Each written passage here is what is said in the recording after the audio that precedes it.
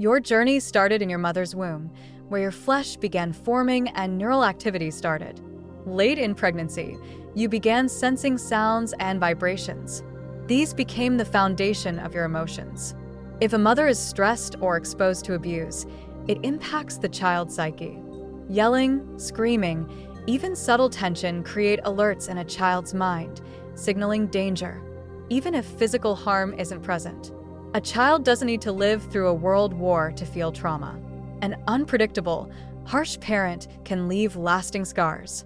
If you're a parent, be mindful. Your tone, words, and body language shape a child's world. Approach every moment with love and care because kids are always listening.